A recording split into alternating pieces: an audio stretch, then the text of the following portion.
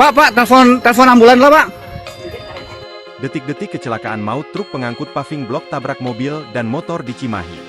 Sebuah truk menabrak mobil dan motor hingga terguling di Jalan Kolonel Masturi Kampung Warung Muncang RT 113 Kelurahan Cipageran Kecamatan Cimahi Utara Kota Cimahi, Jawa Barat, Senin, 27 Mei 2024, siang.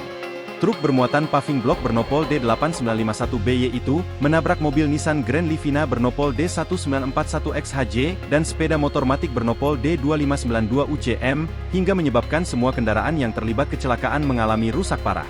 Anggota Gakum Satlantas Polres Cimahi, Bribka Agus Sutisna, mengatakan kecelakaan tersebut bermula saat truk melaju dari arah Cisarua menuju ke kota Cimahi kemudian menabrak mobil Nissan Grand Livina dan sepeda motor.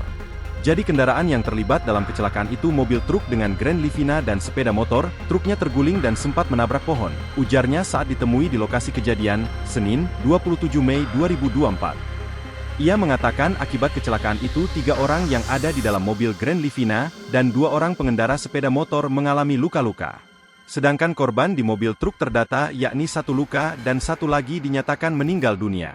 Untuk saat ini semua korban kecelakaan tersebut sudah dibawa ke rumah sakit. Untuk korban yang meninggal dunia masih dilakukan pendataan apakah sopir atau penumpang, kata Agus.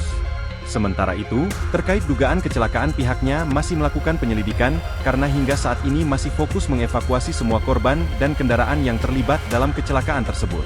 Kecelakaan tersebut sempat menyebabkan kemacetan baik dari arah Cisarua maupun dari arah kota Cimahi, sehingga polisi juga harus mengatur arus lalu lintas sambil melakukan olah tempat kejadian perkara.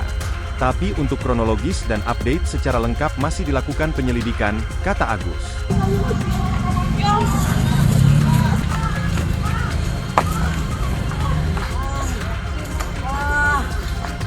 Pak, telepon ambulan lah, Pak.